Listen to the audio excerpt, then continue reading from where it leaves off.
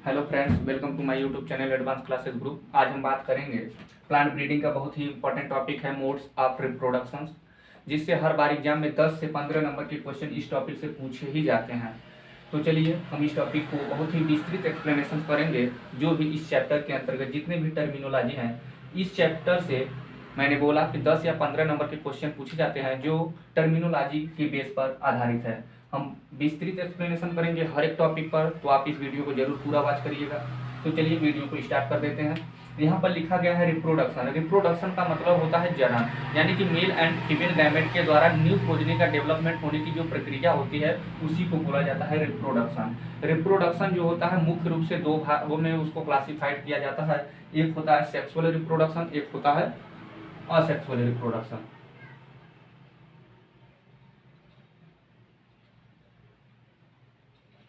Reproduction और एक होता है sexual reproduction.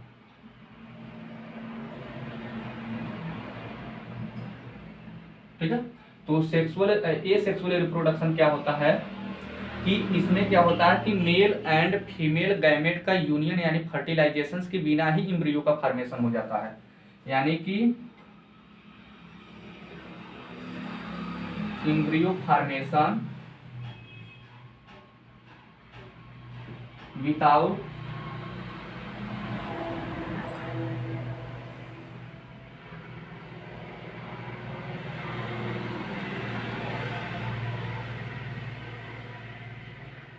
Male and female, यानी कि इसमें क्या है कि ए सेक्सुअल रिप्रोडक्शन के अंतर्गत क्या होता है कि मेल एंड फीमेल का यूनियन के बिना, यूनियन यानी फर्टिलाइजेशन, यूनियन बोलिए या फर्टिलाइजेशन के बिना ही यदि एम्ब्रियो का फॉर्मेशन हो जा रहा है तो उस घटना को बोला जाता है असेक्सुअल रिप्रोडक्शन। असेक्सुअल रिप्रोडक्शन को देखिए कि मेल एंड फीमेल गैमेट का यूनियन यानी फर्टिलाइजेशन के बिना ही यदि एम्ब्रियो का फॉर्मेशन हो जाता है तो उसे बोला जाता है असेक्सुअल रिप्रोडक्शन। असेक्सुअल रिप्रोडक्शन का मतलब यह होता है कि मेल एंड फीमेल गैमेट का यूनियन, यानी कि यूनियन बोलिए या फर्टिलाइजेशन बोलिए, ठीक है।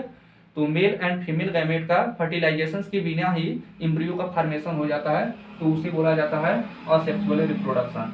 असेक्सुअल रिप्रोडक्शन में यदि हम देखें तो उसको मुख्य रूप से दो भागों में क्लासिफाइड किया जाता है। असेक्सुअल रिप्रोडक्शन में पहला होता है वेजिटेटिव रिप्रोडक्शन,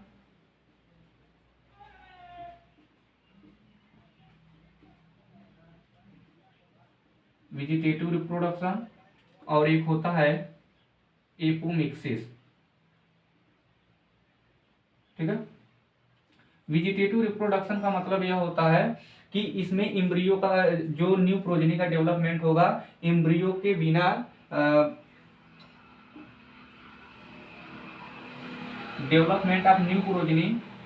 देखिए हम इसको आसानी से आपको बस समझा देते हैं। वेजिटेटिव रिप्रोडक्शन का मतलब यह होता है development of new progeny without embryo, यानी कि बिना एम्ब्रियो यानी भ्रूण के द्वारा ही नए पौधों की उत्पत्ति हो जाती है तो उसको बोला जाता है वेजिटेटिव रिप्रोडक्शन। यानी कि नए पौधों की उत्पत्ति एम्ब्रियो के बिना प्लांट के किसी अदर वेजिटेटिव पार्ट से हो जाता है तो उसे बोला जाता है वेजिटेटिव रिप्रोडक्शन। यानी कि एम्ब्रियो के फॉर्मेशन के बिना ही नए पौधों का उत्पत्ति प्लांट के किसी वेजिटेटिव पार्ट से हो जाता है तो उसे बोला जाता है वेजिटेटिव रिप्रोडक्शन।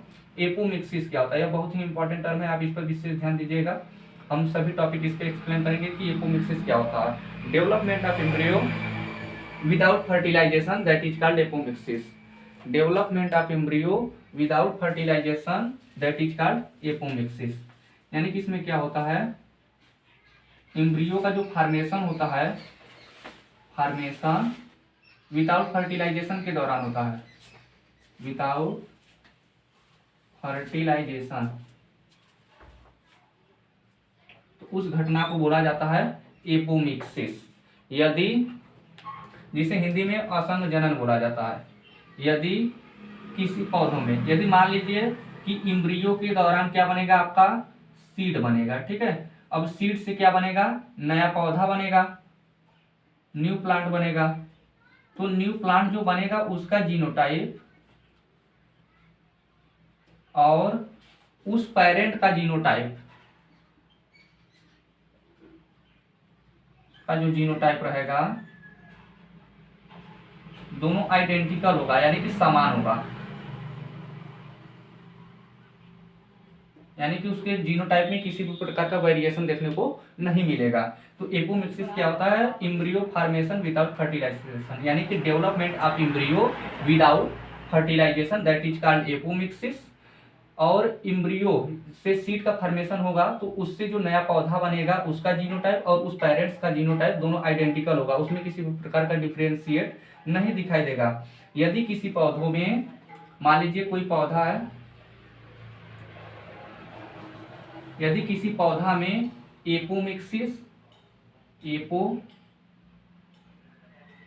एपोमिक्सिस और सेक्सुअल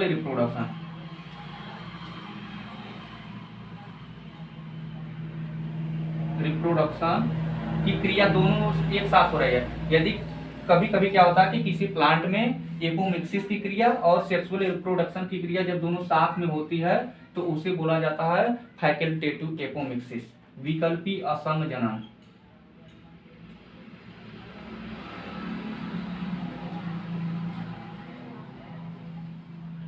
मिक्सिस, ठीक है। और जब किसी प्लांट में एपोमिक्सिस की क्रिया तो होती है लेकिन सेक्सुअल रिप्रोडक्शन क्या होता है? अब्सेंट हो जाता है। क्या होता है?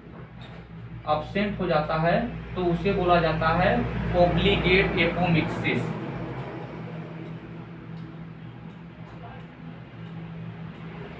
एपोमिक्सिस, ठीक है। तो मैंने आपको बताया कि एपोमिक्सिस क्या होता है और मैंने बताया कि एपोमिक्सिस के एम्ब्रियो का जब फॉर्मेशन होता है विदाउट फर्टिलाइजेशन के दौरान तो एम्ब्रियो सीड बनता है, सीड से नया पौधा बनता है, नए प्लांट का जो जीनोटाइप रहेगा और उस पेरेंट्स का जीनोटाइप दोनों आइडेंटिकल होगा, उसमें किसी भी प्रकार का डिफरेंशिएट आपको देखने को नहीं मिलेगा। और मैंने बताया कि जब किसी पौधों में एपोमिक्सिस की क्रिया और सेक्सुअल रिप्रोडक्शन की क्रिया दोनों साथ में होती है तो उसे बोला जाता है फैकल्टेटिव एपोमिक्सिस।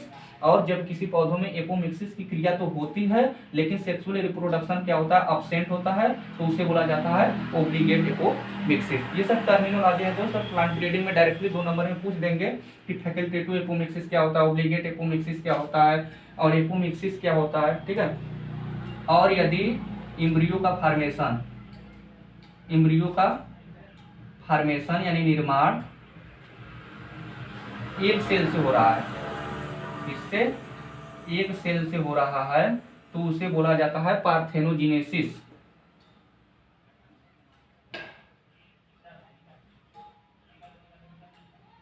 ठीक है। तो डायरेक्ट टर्मिनोलॉजी पूछेगा पार्थेनोजेनेसिस क्या होता है तो आप डायरेक्टली लिख देंगे कि जब एम्ब्रियो का फॉर्मेशन एक सेल से होता है तो उसे बोला जाता है पार्थेनोजेनेसिस। और एक टर्मिनोलॉजी आता है इसके अंतर्गत कि जब एम्ब्रियो का फॉर्मेशन सिनर्जिड सेल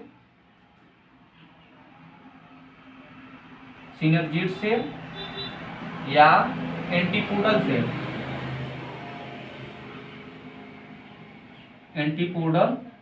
से होता है तो उसे बोला जाता है एपोगैमी।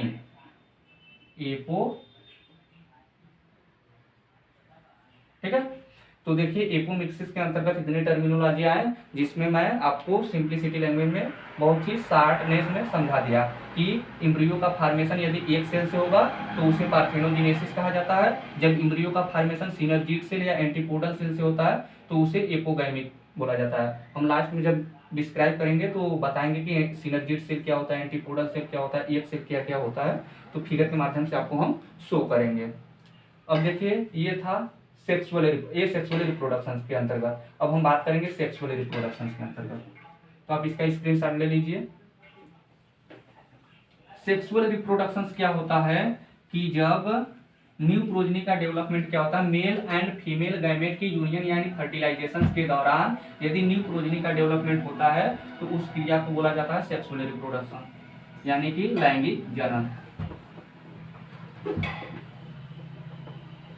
यह बहुत ही इंपॉर्टेंट टॉपिक है जिसमें हम हर एक टॉपिक को साधारणतः एक्सप्लेन कर रहे हैं, आसानी से आपको समझ में भी आ रहा होगा। देखिए सेक्सुअल रिप्रोडक्शन क्या होता है, सेक्सुअल रिप्रोडक्शन का मतलब हुआ लैंगिक जनन, यानी इसमें क्या होता है कि न्यू प्रोजेनी का डेवलपमेंट जो होता है मेल एंड फीमेल गैमेट के फर्टिलाइजेशन के दौरान होता है, मेल एंड फीमेल गैमेट होता है, यानी कि मेल एंड फीमेल गैमेट की यूनियन यानी फर्टिलाइजेशन के दौरान, फर्टिलाइजेशन के दौरान यदि न्यू प्रोजेनी का डेवलपमेंट हो रहा है तो उसे बोला जाता है सेक्सुअल रिप्रोडक्शन। इसके अंतर्गत हम बात करेंगे, निम्न शीर्षकों का अध्ययन किया जाता है कि सेक्सुअल रिप्रोडक्शन के अंतर्गत कौन कौन से टर्मिनोलॉजी पर आपको ध्यान देना है। इसमें निम्न शीर्षक यानी कि फ्लावर पर अध्ययन, यानी कि फ्लावर, फिर आता है स्पोरोजिनेसिस, एक आता है गैमेटोजिनेसिस,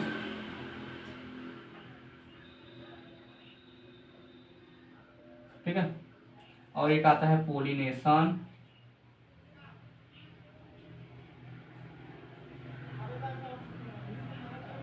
पोलिनेशन, एक आता है एम्ब्रियोजेनेसिस,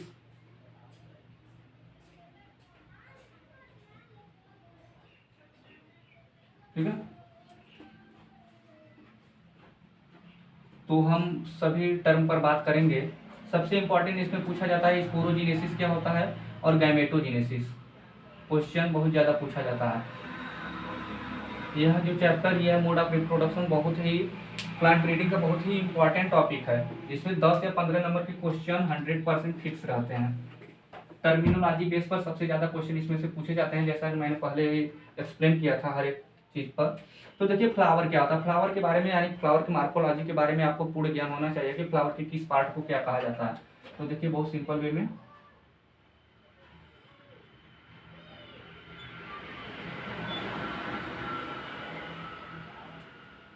हम इसी फिगर के माध्यम से हर एक टॉपिक को एक्सप्लेन कर देंगे कि किस पार्ट को क्या कहा जाता है, ठीक है।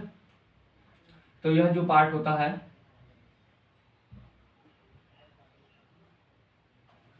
यह एंथर होता है, जिसे स्टेमेन यानी कि फ्लावर का मेल पार्ट, यह जो होता है स्टिग्मा,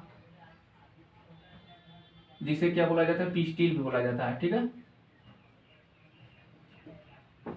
इसको स्टाइल बोला जाता है, इसको ओवरी बोला जाता है, ठीक है।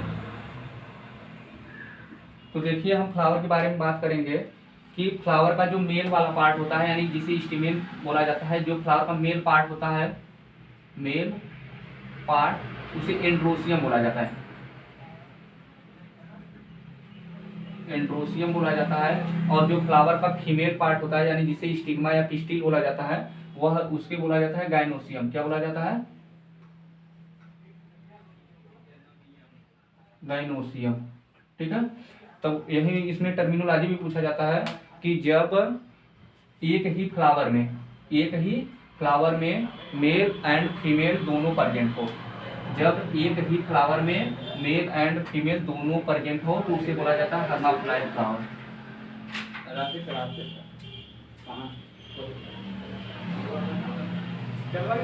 ठीक है, जब एक ही फ्लावर में मेल एंड फीमेल दोनों प्रेजेंट हो तो उसको बोला जाता है हर्माफ्रोडाइट फ्लावर।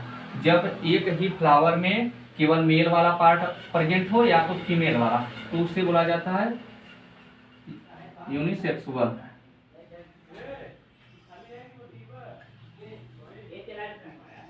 फ्लावर, ठीक है। और क्या होता है, डायरेक्ट क्वेश्चन पूछेगा हर्माफ्रोडाइट फ्लावर किसे कहा जाता है, यूनिसेक्सुअल फ्लावर किसे कहा जाता है, ठीक है। तो मैंने बताया कि जब एक ही फ्लावर में मेल एंड फीमेल दोनों प्रेजेंट होगा तो उसे बोला जाता है हर्माफ्रोडाइट फ्लावर। जब एक ही फ्लावर में मेल एंड फीमेल दोनों प्रेजेंट नहीं होते तो उसे बोला जाता है यूनिसेक्सुअल फ्लावर, ठीक है। और जब एक ही प्लांट पे मेल वाला पार्ट भी अवेलेबल हो और फीमेल वाला पार्ट भी अवेलेबल हो तो उसे बोला जाता है मोनोसियस फ्लावर, ठीक है। मोनो का मतलब होता है एक, यानी एक ही प्लांट में मेल एंड फीमेल दोनों प्रेजेंट होंगे। और एक होता है डायोसियस, यानी कि मेल एंड फीमेल पार्ट जो होगा फ्लावर का वह डिफरेंट डिफरेंट प्लांट पर प्रेजेंट होंगे, तो उसे बोला जाता है डायोसियस। तो यह फ्लावर के बारे में मैंने बता दिया कि किस पार्ट को क्या कहते हैं। और स्टिमिल वाले पार्ट से यदि फ्लावर का डेवलपमेंट होता है स्टिमुलेट फ्लावर, और पिस्टिल वाले पार्ट को पिस्टिलेट फ्लावर बोला जाता है। ठीक है, तो यह फ्लावर का डिस्क्रिप्शन था जिसमें मैं आपको बताया। अब हम बात कर लेते हैं पोलिनेशन के बारे में। तो और कुछ टॉपिक को ऐसे ही समझा दे रहे हैं। पोलिनेशन क्या होता है? Transfer of pollen grain from anther to stigma. Transfer of pollen grain from anther to stigma, that is called pollination. Pollination में मुख्य रूप से दो प्रकार, यानी sex pollination, self pollination and cross pollination. यानी कि transfer of pollen grain from anther to stigma of the same flower, that is called self pollination. And cross pollination में क्या होता है? Transfer of pollen grain from anther to stigma of different flower or different plants, that is called cross pollination. तो pollination के अंतर्गत मैंने आपको बता दिया कि self pollination and cross pollination होता है। और यदि एक ही फ्लावर पे transfer of pollen grain from anther to stigma of same flower, that is called self pollination, यानी डिफरेंट फ्लावर या different plant, that is called cross pollination. अब हम बात करेंगे सबसे इंपॉर्टेंट टर्म स्पोरोजिनेसिस और गैमेटोजिनेसिस पर। ठीक है, तो इसको हम इरेज कर देते हैं।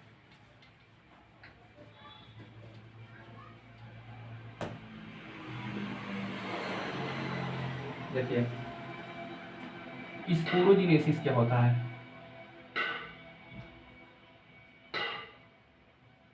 बहुत ही इंपॉर्टेंट टॉपिक है। डायरेक्ट क्वेश्चन पूछा जाता है प्लांट ब्रीडिंग में कि स्पोरोजिनेसिस से आप क्या समझते हैं। तो आपको सभी टर्मिनोलॉजी जैसे पहले बताया था, तो कोई भी क्वेश्चन यदि मोड ऑफ रिप्रोडक्शन से आएगा तो आप आसानी से पढ़ लेंगे। तो देखिए स्पोरोजिनेसिस क्या होता है, बहुत सिंपल वे में। स्पोर जो होता है, स्पोर जो होता है वह हेप्लॉइड होता है, यानी अगुणित होता है। ठीक है, अगुणित। तो इसमें क्या होता है? एंड्रोसियम एवं गाइनोसियम, एंड्रो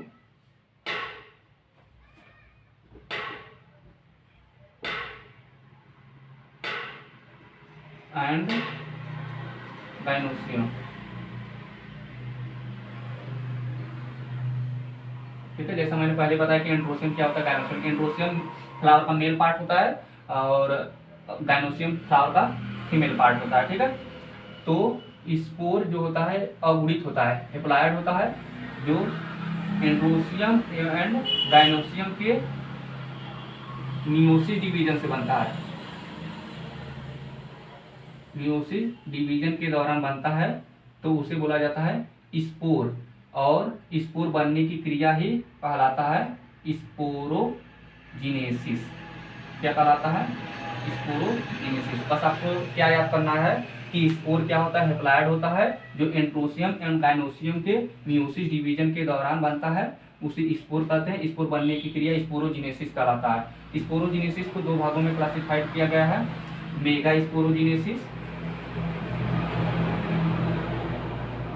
मेगा स्पोरोजिनेसिस, और एक होता है माइक्रो स्पोरोजिनेसिस। ठीक है, तो हम पहले बात कर लेते हैं कि मेगा स्पोरोजिनेसिस क्या होता है।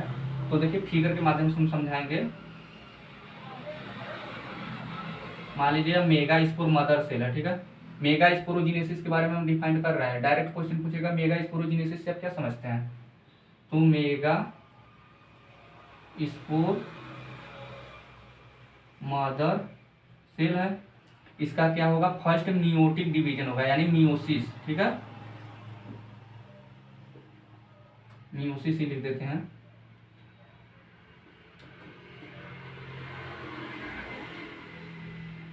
डिवीजन होगा। ठीक है, जब फर्स्ट मियोटिक डिवीजन होगा तो यह दो में बढ़ जाएगा। ठीक है,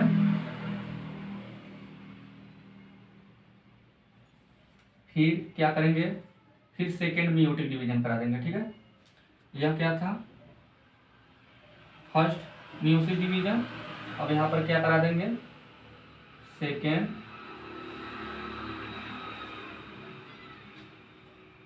मियोसिस डिवीजन करा देंगे। ठीक है, डिवीजन करा देंगे। ठीक है, तो यह दो है, तो किस में कितने में हो जाएगा? 4 में हो जाएगा।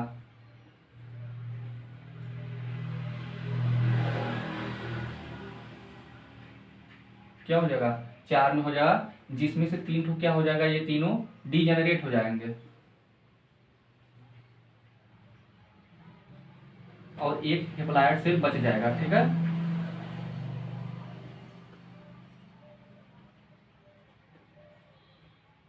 ठीक है, जिसे बोला जाता है मेगा स्पोर, मेगा आगे।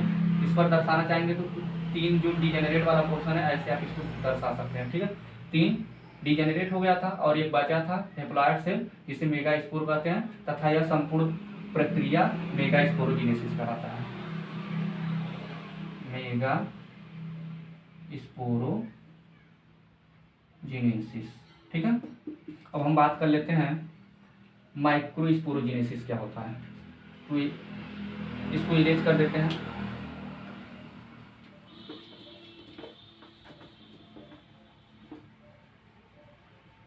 माइक्रो स्पोरोजेनेसिस में क्या होता है कि एक पोलेन मदर सेल होता है। ठीक है, एक पोलेन PMC, पी से पोलेन मदर सेल होता है। इसका क्या होता है कि फर्स्ट मियोसिस डिवीजन इसका भी कराएंगे, मियोसिस डिवीजन।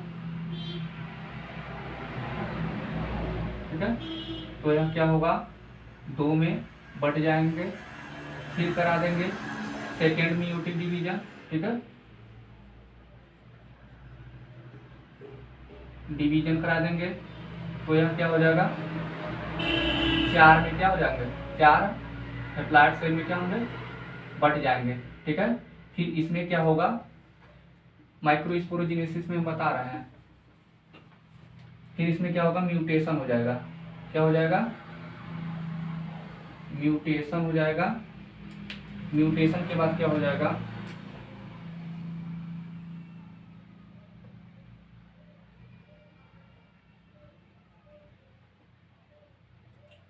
एक पोलेन ग्रेन, पोलेन, इसे माइक्रोस्पोर बोला जाता है। ठीक है, माइक्रो स्पोर बोला जाता है। तो यह संपूर्ण अभिक्रिया यानी फर्स्ट सेकेंड, ठीक है, तो यह संपूर्ण अभिक्रिया कहलाता है माइक्रो स्पोरोजेनेसिस।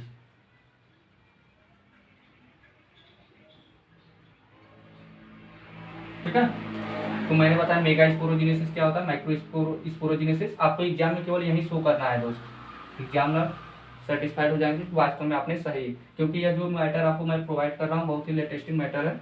अब हम बात कर लेते हैं गैमेटोजेनेसिस के बारे में, तो इसका स्क्रीनशॉट लेना तो ले लीजिए आप। गैमेटोजेनेसिस में क्या होता है कि इसमें माइटोसिस डिवीजन हो जाता है। ठीक है,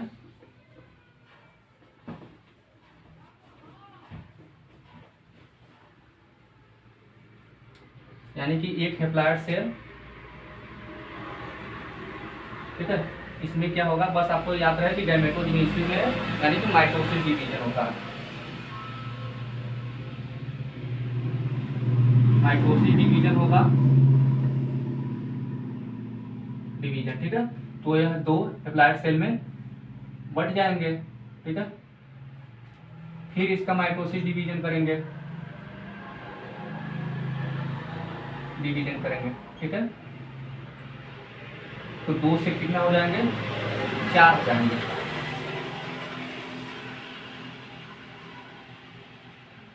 ठीक है, फिर माइटोसिस डिवीजन करा देंगे, माइटोसिस डिवीजन करा देंगे। ठीक है, जब माइटोसिस डिवीजन कराएंगे तो इसमें कितने हो जाएंगे, 8 हो जाएंगे। 4 का कितना हो जाएगा, 8, तो जिसमें 3 ऊपर रहेगा, 3 नीचे रहेगा और 2 मध्य में रहेगा। जो मध्य वाला रहेगा उसे बोला जाता है पोलर न्यूक्लियाई, पोलर न्यूक्लियाई। ठीक है, और जो मध्य वाला होता है उसे एक सेल बोला जाता है। क्या बोला जाता है, एक सेल बोला जाता है। और जो ये दोनों होते हैं उसे बोला जाता है सिनर्जिड सेल, सिनर्जिड सेल बोला जाता है, ठीक है। और यह जो मध्य में होता है उसको बोला जाता है एंटीपोडल सेल। तो जब मैं टर्मिनोलॉजी आपको बता रहे थे कि जब इम्ब्रियो का फार्मेशन एक सेल से होता है तो उसे बोला जाता है पार्थेनोजेनेसिस, ठीक है।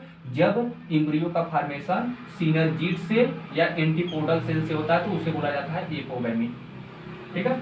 तो यहाँ पर नहीं, तो ये जितना भी प्रोसेस बताया गया था गैमेटोजेनेसिस के अंतर्गत बताया गया था, ठीक है। मेगा गैमेटोजेनेसिस,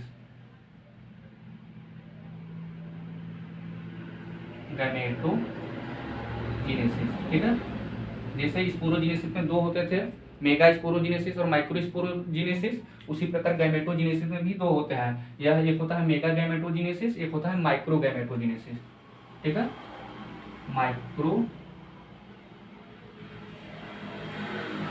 जेनेसिस, तो इसमें क्या होता है,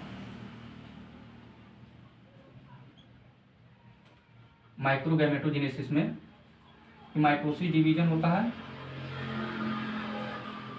माइटोसिस डिवीजन के बाद क्या होता है,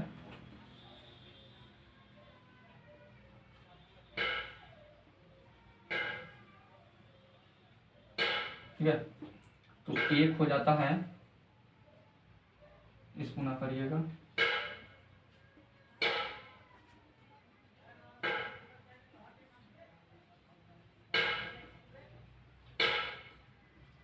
वेजिटेटिव ट्यूब बोल सकते हैं, अलगेटिव न्यूक्लियाई, ठीक है। फिर इसमें क्या होता है, म्यूटेशन होता है,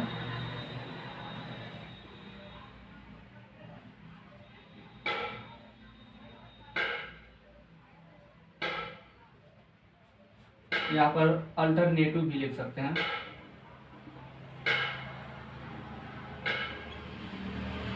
ठीक है। तो यहाँ पर स्पर्म बनेंगे, ठीक है, और ट्यूब न्यूक्लियस, ठीक है। तो यह जो क्रिया होता है उसको बोला जाता है, इसको बोला जाता है माइक्रो गैमेटोफाइट, ठीक है, माइक्रो गैमेटोफाइट, तथा इस संपूर्ण प्रक्रिया को बोला जाता है माइक्रो गैमेटोजेनेसिस, ठीक है। तो यहाँ पर आप देख लीजिएगा दोस्त कि क्या हो सकता है, यहाँ पर थोड़ा डाउट लग रहा है हमको, तो आप देख लीजिएगा, ठीक है, शायद सही है। तो इसी के साथ मैं इस वीडियो को समाप्त करता हूँ। Thank you.